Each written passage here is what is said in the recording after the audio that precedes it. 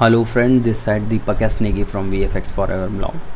और आज मैं आपको बताऊंगा कि आप एक्शन कमांड की हेल्प से कैसे अपनी इमेजेस का साइज़ चेंज कर सकते हो, कैसे अपनी इमेजेस को रीसाइज कर सकते हो।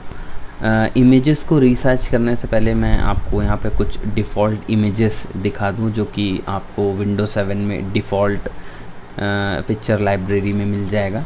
और यहाँ पे मेरे पास अप्रॉक्स 8 इमेजेस हैं जिनको मुझे रीसाइज करना है, लेकिन एक्शन कमांड से मैं किसी एक पर्टिकुलर इमेज को रीसाइज करूँगा और सारी इमेजेस में वही सेम साइज़ अप्लाई हो जाए।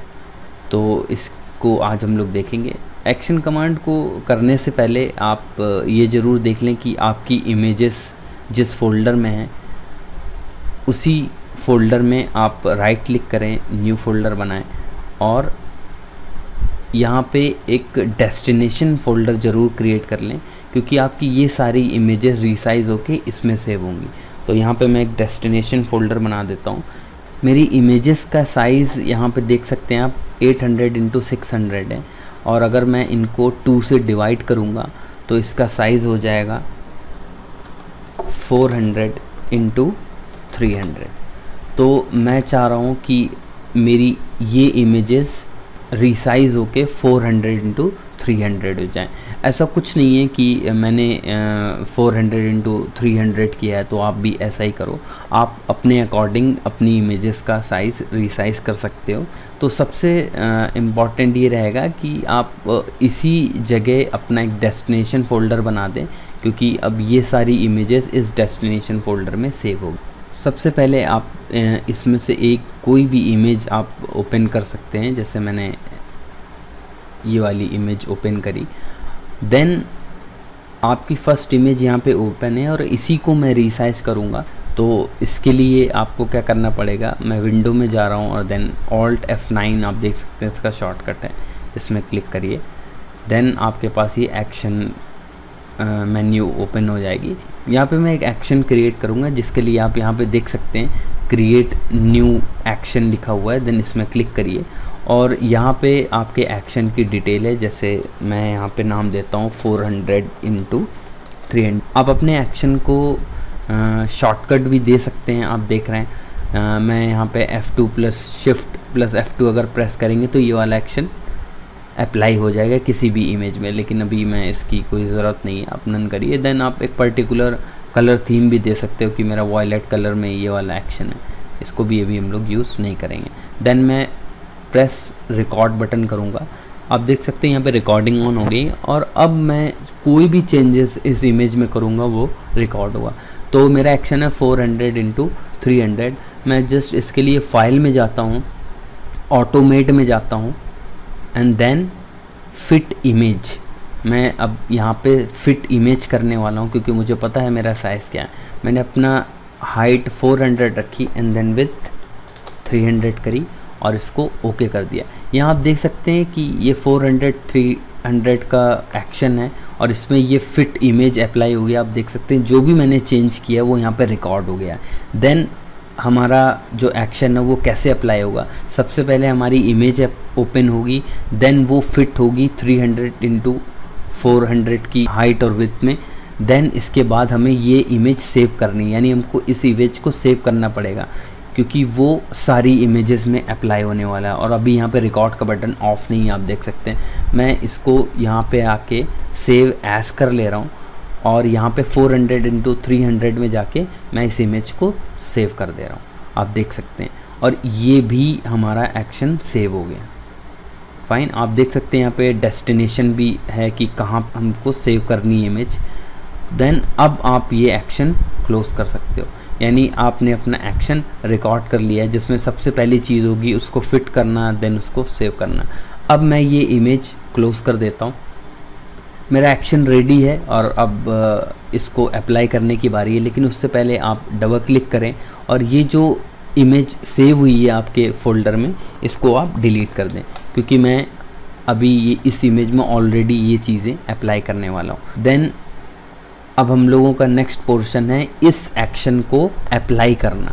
उसके लिए हम लोग फाइल में जाएंगे, ऑटोमेट में अगेन जाएंगे और यहाँ पे बैच एक्चुअली में है अगर आप किसी एक इमेज में नहीं, बहुत सारी मल्टीपल इमेजेस में कुछ भी वर्क करना चाह रहे हो तो आप बैच मेन्यू में जाके ये अप्लाई कर सकते हो। आप देख सकते हैं कि प्ले में सेट डिफ़ॉल्ट एक्शन है, देन एक्शन में मैंने जो एक्शन क्रिएट किया था 400 300 वो भी यहाँ पे आ गया। देन मेरा सोर्स फोल्डर आप चूज़ कर लो, आपका सोर्स फोल्डर क्या है। मेरा सोर्स फोल्डर था मेरी सैम्पल पिक्चर्स, देन ओके करिए। देन आप देख सकते हो यहाँ पे डेस्टिनेशन फोल्डर है, यहाँ पे आप देख सकते हैं नन का मतलब है कोई भी डेस्टिनेशन नहीं, सेव एंड क्लोज का मतलब है जो आपका सोर्स है वहीं उसका डेस्टिनेशन हो जाएगा।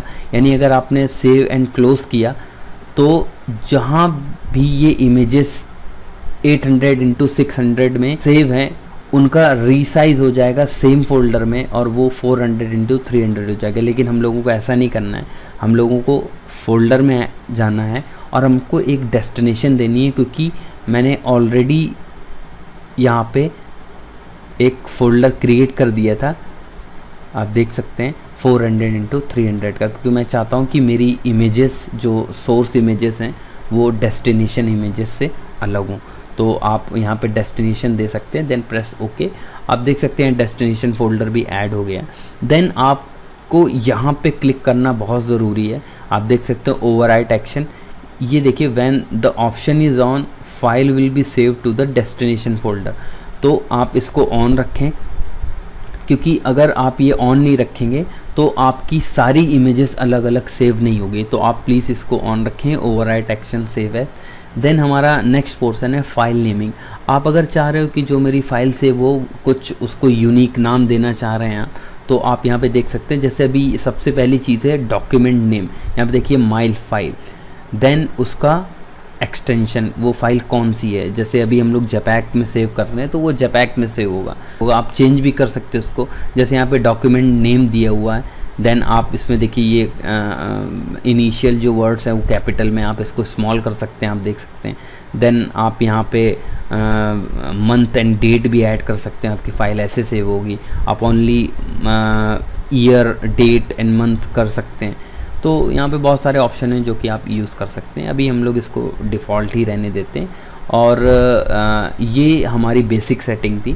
देन उसके बाद जस्ट आपको कुछ नहीं करना है, आपको प्रेस ओके करना है और आपका एक्शन सारी इमेजेस में अप्लाई हो जाएगा।